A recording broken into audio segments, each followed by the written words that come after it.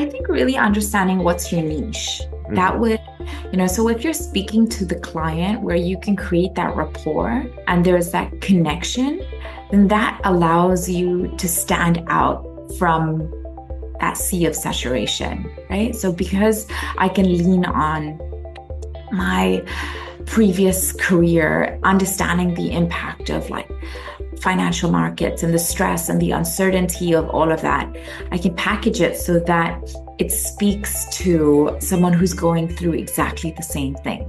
So I think really understanding and creating that rapport in who you want to service. And I think there's also a real gravitas when you've lived that story, Hmm. right? So like my first case study was myself.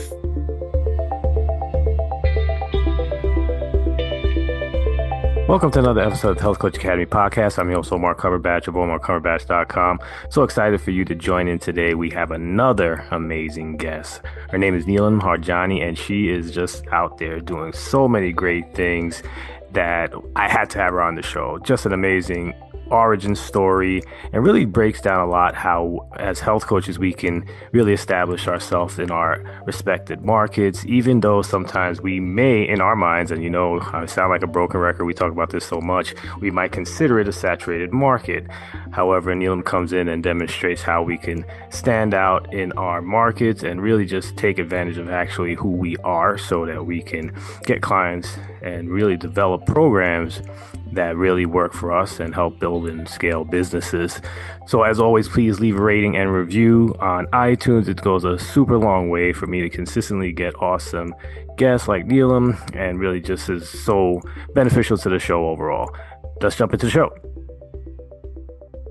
Hey Neelam, welcome to the show. How are you today? Hi, Omar. I'm great. I'm so excited to be here.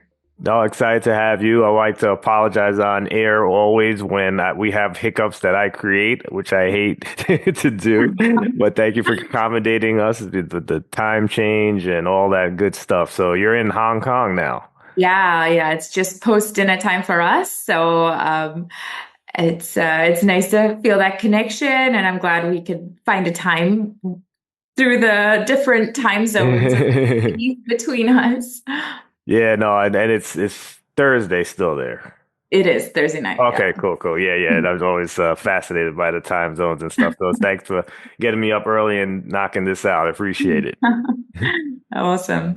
All right, so you know what? I did my share of stalking of you. I've looked up a lot of information about you. I have so many questions about how you were able to establish yourself, but nobody tells a story better than the person who's been through it. So I'd love to hear and share your origin story with the audience.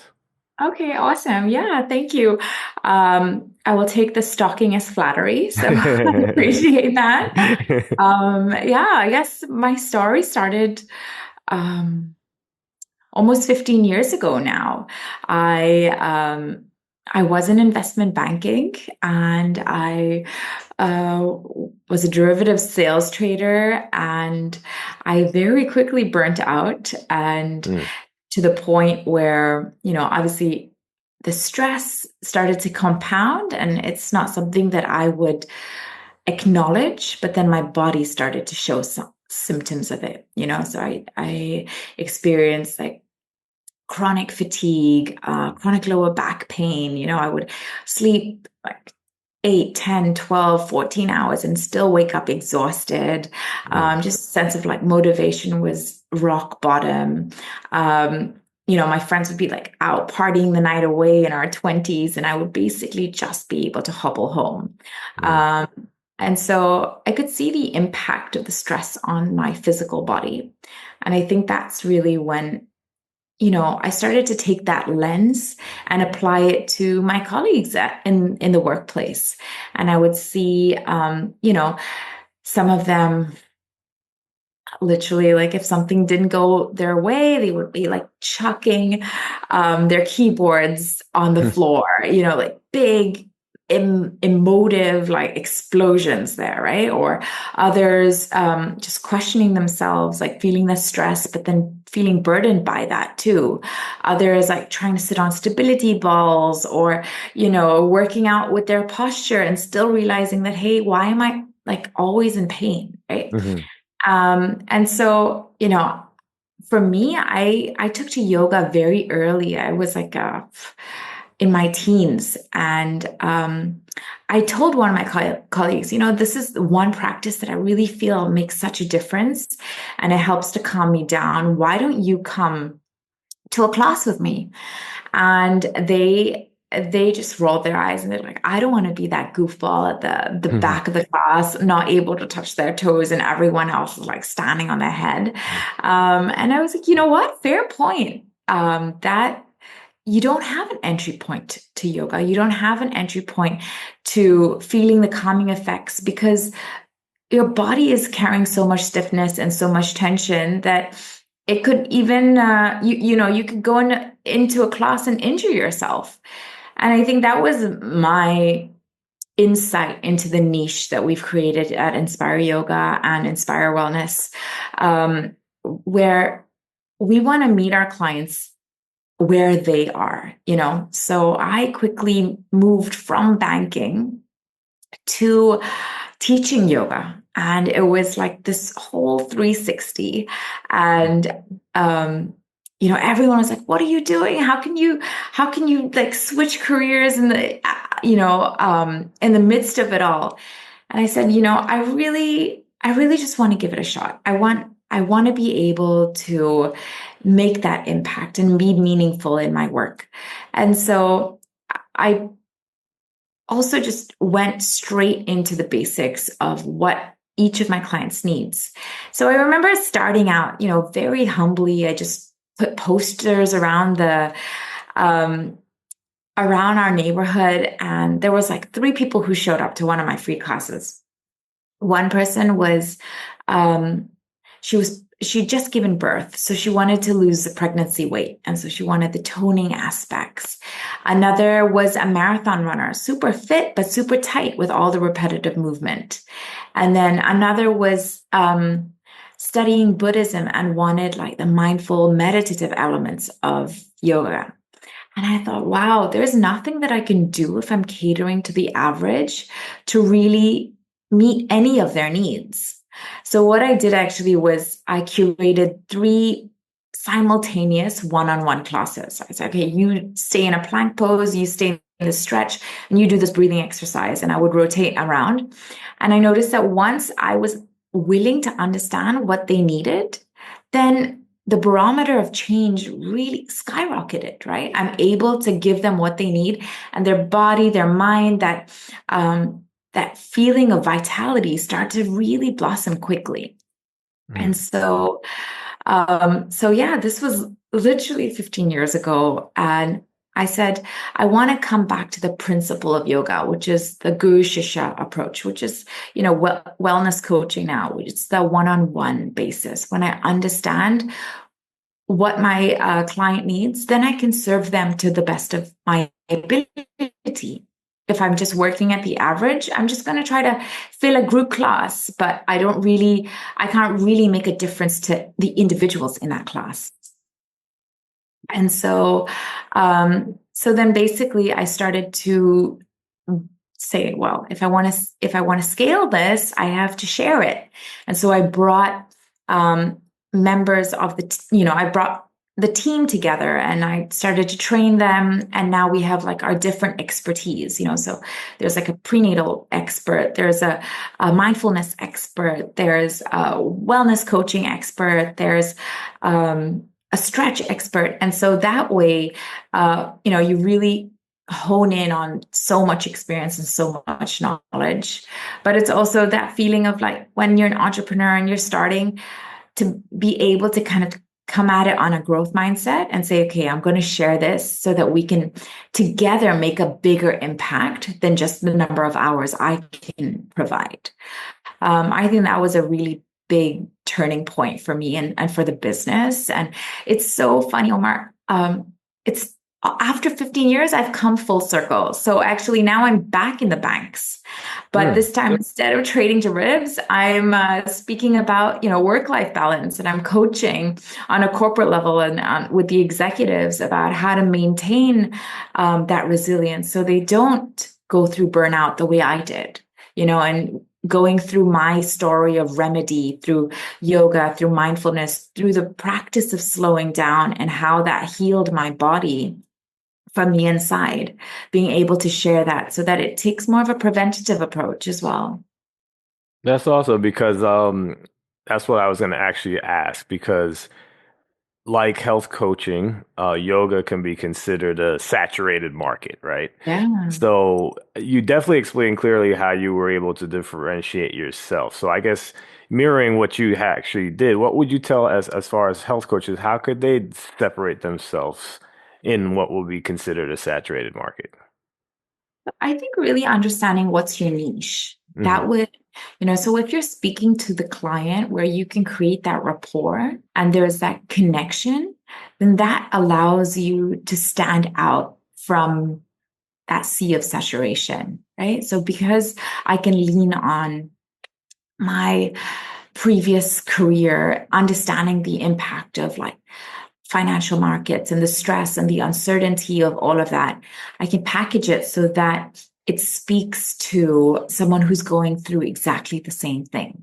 So I think really understanding and creating that rapport in who you want to service. And I think there's also a real gravitas when you've lived that story, right? Hmm. So like my first case study was myself.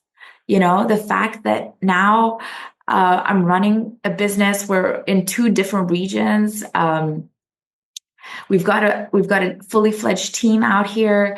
I've got two little kids. Like the fact that I'm able to do this and still feel present and still feel energetic is proof that the techniques work, right? Hmm. So even having that, you know, I think having that solution orientated mindset, but also proving your tried and tested techniques that, yeah, okay, when I take this strand of movement, bring it more functionally, add obviously like pillars of lifestyle medicine. Where does nutrition fit in? Where does sleep fit in? Where does stress management fit in? How does that create a lifestyle that will really help bolster our energy levels and really allow us to live fully, right? In Hmm. whatever domain we're living in. And so when I think you can speak into that aspirational life as well of our client, then um, then that's something that people are attracted to. Your Hmm. clients are attracted to you because you have that, you create that trust with them. You're standing there in health because you're walking the talk, right? Hmm. Yeah. So if I'm sitting here talking about the importance of calming techniques and meditation and mindfulness, and I'm all over the place, and I never sit Hmm. down and give myself that 20 minutes to meditate, then that's hypocrisy, right? So being able to, I think, one of my teachers has always said, it more than your words, it's your presence that speaks. Right, So if right. if you can be that embodiment of the service that you're offering, and obviously then you love what you do anyway, then um, I feel like success follows that. The success follows that passion, because if I had one client or I have 100 clients, I still love what I'm doing. I'm still going to keep doing what I'm doing. Hmm. And so in doing that, in honing my skill, in fine-tuning my practices, that's my expertise. So I think also really just whether it's saturated or not, I think a big part of expertise is, what are you willing to contribute? What are you willing to give? So really bringing your focus on your work, Hmm. right? And so when you bring your focus on your work, then you're not focused on comparisons. You're not focused on the competition. You're not focused on, how am I going to stand out? You're just focused on being the best that you can be. And then I think when we're not focused on those results and we're just focused on doing the best that we can do, automatically that's what success gravitates to, um, because you're so focused on each client. You're so focused on each technique, each tool that you're that you're fine tuning.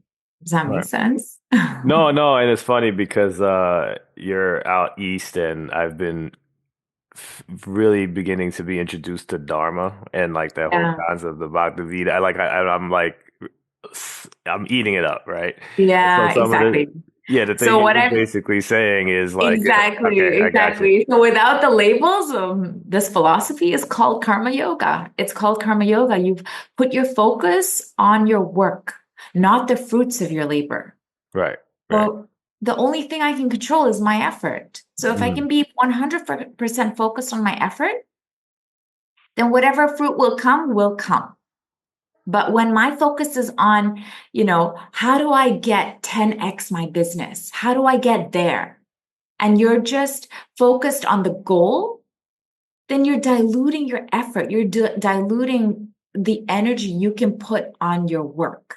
hmm And it's the work that will get you to the goal. And so it takes away that sense of feverishness too, that, oh, that impatience or that pressure that you put, like, oh, I want that $1 million client.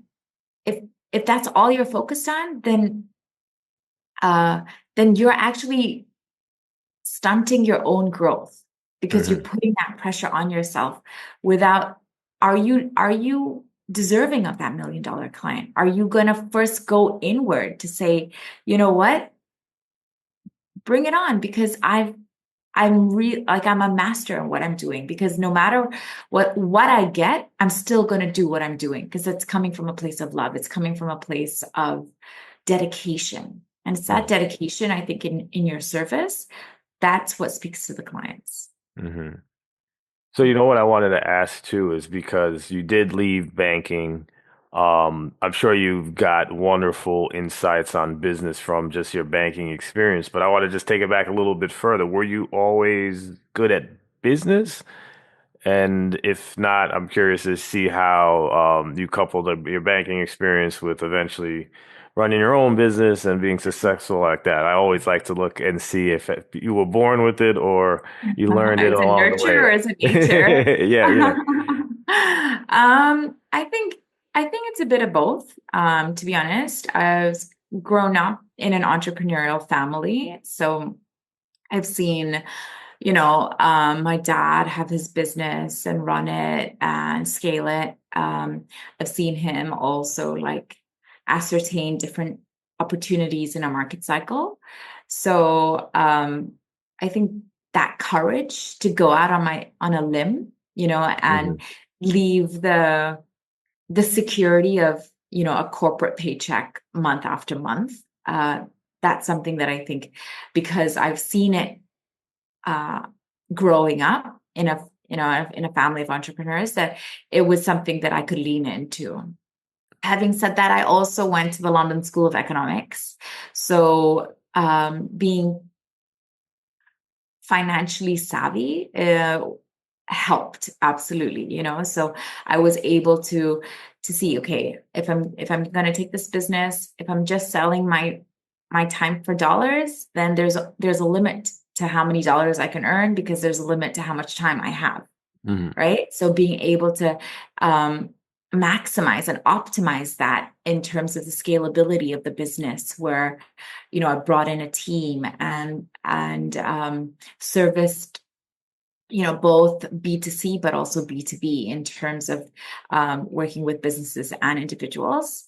Um, at the same time, it was scary. It was also daunting, because this is not, I was trained um, to be, in terms of my education, to be in professional services. So going out on a limb and just saying, okay, I'm just going to start teaching yoga was very left field, right? So hmm it took a lot of courage to even leave the comfort of that role. But I think it just came to a point, because I have this spiritual inclination for, as a even growing up as a kid. So it came to a point that I needed to listen to my heart. hmm I needed to really feel that alignment in my head, my heart, and my hands. Like, am I doing what my values are?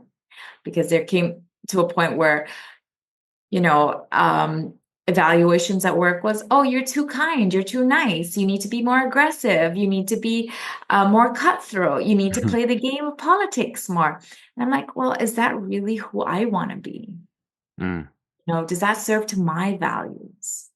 And so when I didn't see that value alignment, it made it was very clear to me that, you know, with my business, I really want to be able to feel like the team is supported and we're working towards one vision here, you know. Yeah, that's amazing that you got that type of feedback. That's it's something that you'd think would most people would want to aspire to, is to have, you know, the values that you have, and then just saying like, you know, you're not a piece of you know what enough. It's kind of Yeah, interesting how it exactly. works. Exactly. So I guess I want to ask you, when you first started out, right? Like, what was like your biggest challenge? Like, how did you get this off the ground? Was there anything that you would look back to and say, maybe, especially for health coaches, that they could take advantage of understanding your initial challenges, and maybe they can go and not have to deal with the same obstacles that you had to go through?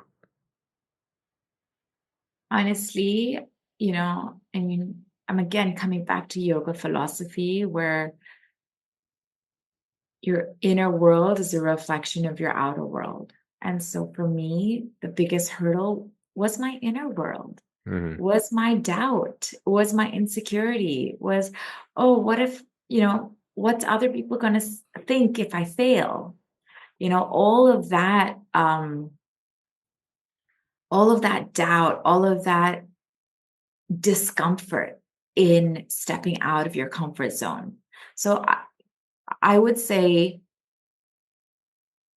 take action, you know, especially if you know what you're doing, back yourself, you know, because if you don't back yourself, how are you going to like allow your client to trust you if you're not trusting you, Hmm. right? So I would say take action, even if it's just taking action because that's what starts that momentum. You know, honestly, I did not have a master plan. I did not have a business plan in terms of financial freedom, and these are my 10 steps. It was literally just one step after the other. I like to teach. I'm going to start teaching. I'm going to start teaching free classes Hmm. just to get in some experience, just to hone in my practice. And then, oh yeah, okay, people are coming up. They're showing up regularly. What if I put in a value exchange here? So then it was then paid classes, and then it was one client really liked my style, introduced me to 10 of her friends. Another client, could really vouch for me, introduced me to the senior HR in her company. So then I had like corporate clients, but it's not something that I orchestrated. It was just to have the courage to start, Hmm. you know, to begin and to trust in that process. You know, if it's going slow, maybe the process is for us to, you know, go inward, hone in on your skills, um, be confident, and also be patient, right? And if it is rolling, then work with that momentum. So I think the hardest thing to do as you're starting out is to believe in yourself, is to think, you know, you'll find 100 excuses why it won't work. Hmm. So, but it's the one trust point on who you are and how you show up and who your audience is. Hmm. That's good what's going to pull people in, right? And so when you come to serve, and you come because you want to help others and you want to contribute to their welfare, and then that intention alone is serving your purpose, you know? And so then it's like however you meet it, you know, whether you start with the one-on-ones and then you scale, and maybe you enter small businesses or networking circles or schools, you know, or any place that you feel like that message will resonate. Hmm. But that's where we can start to build that circle of influence. that circle of influence also, it needs that start, right? Like you need to throw that pebble into the pond before you see its ripple effect. Right, right, So right. it's also about that, like within a, a leap of faith, that trust and that letting go of inhibitions or insecurities. And if you mess up or if you still have to like work on a few things, it's a process of evolution, you know. That's why we're here. We're here to grow with each day in that sense as well. No, definitely, definitely. So I guess one of the maybe the final question, because I did promise you about 30, 40 minutes and we're already at the 30-minute mark.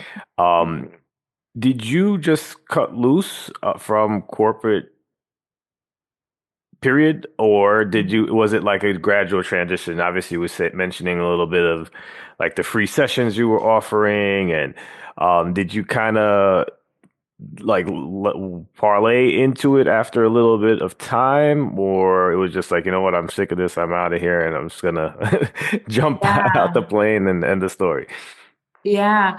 It was a bit of a binary switch, you know. I moved very quickly and it's like uh banking stopped and then this wellness journey of mine began. And I think it was because I was already at the bottom of my own health, you know, where I needed to just remedy myself and I Hmm. needed to put my pieces together. So I really wasn't doing it for, you know, to inspire anybody or to make money out of it. It was really just like, I need a timeout. I'm burning out, I'm breaking down. And if I don't focus on myself, I can't keep going. Hmm.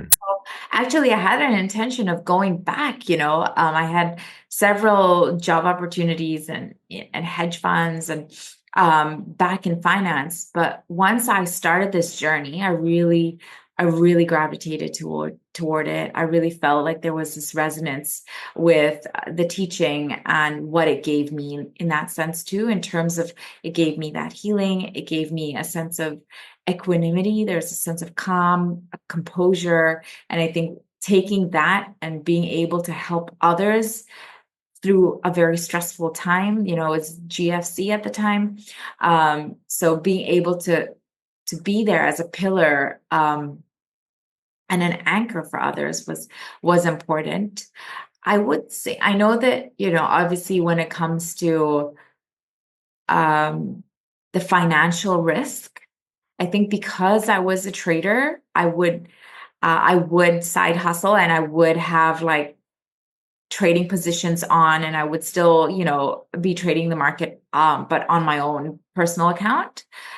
So that way, in terms of just cash flow, as I was building up the business, I was still able to kind of lean on my financial background to um, to capitalize on some income streams.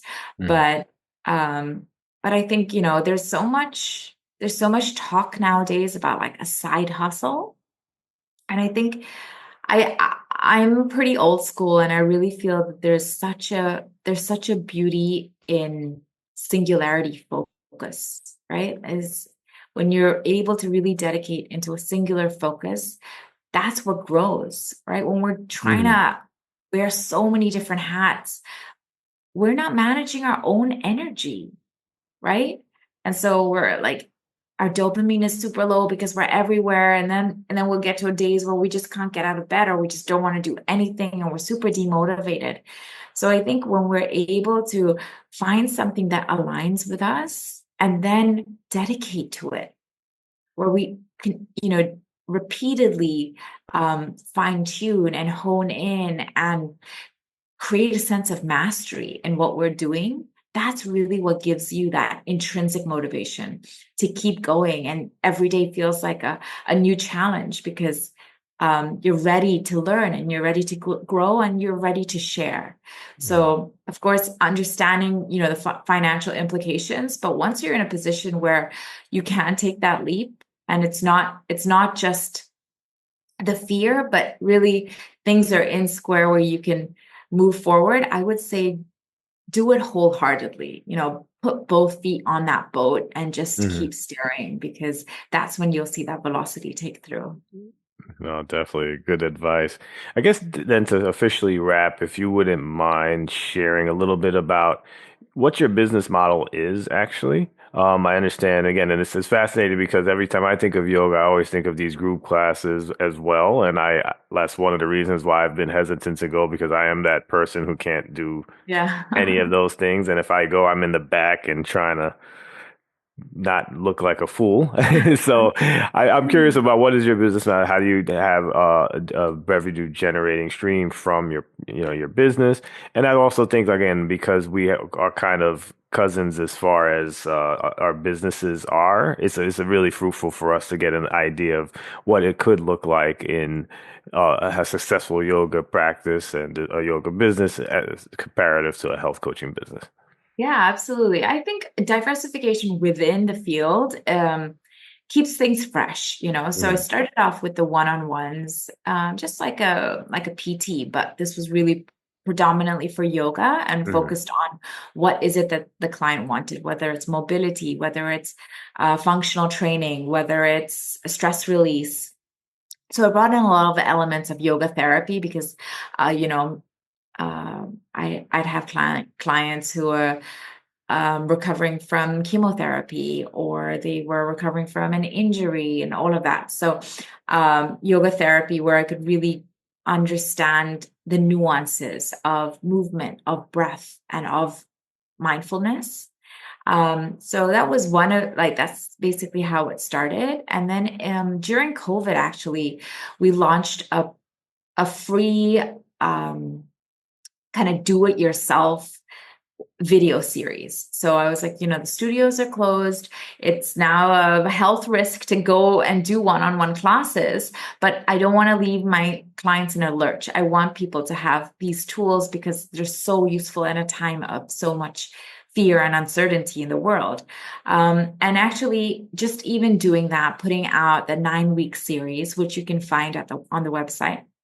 It's a free course and actually opened the door to a lot of corporate clients because they wanted something to do to galvanize their teams while everyone was working remotely, you know, and really investing in well-being and mental health as well. mm. So I think that is also what spurred on the corporate wellness, where we're bringing in a lot of these mindfulness techniques to help with stress management, to help with resilience.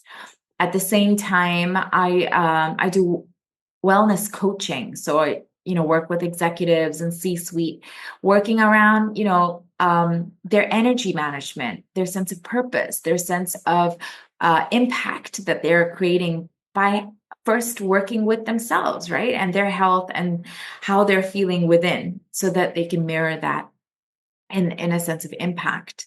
We on the other side also have events. You know, we have wellness festivals. We have we work with schools as well to do like digital detoxes and the importance of taking that pause so that, you know, Mhm. developing brains can still bring in that ability to focus and concentrate. So yeah, I think once you find that niche that you enjoy and something that you can speak into, then you'll be surprised how many different audiences it matches, you know, whether it's I'm talking to a group of parents or whether I'm talking to a group of executives. So much of the messaging is about slowing down because no matter what, it's a very busy life and all, you know, a lot of the time the convenient option isn't the healthiest. Right, So right. being more conscious and more intentional in our choices is the crux of it.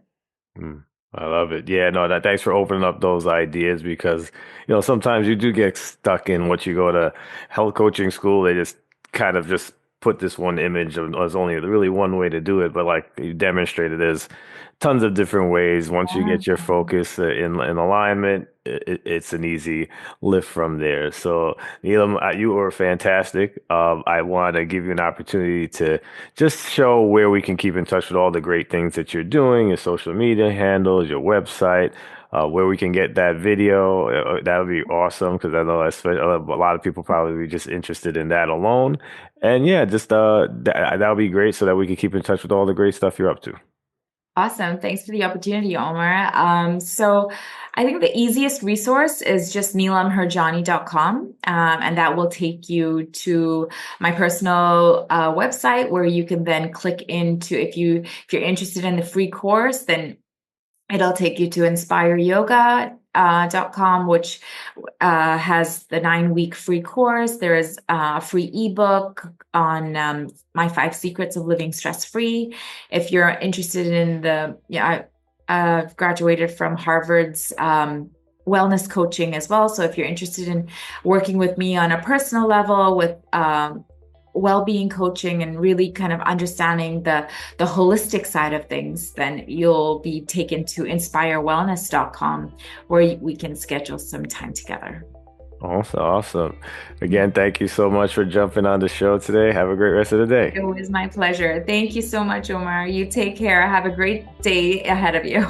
Thank you. Thank you.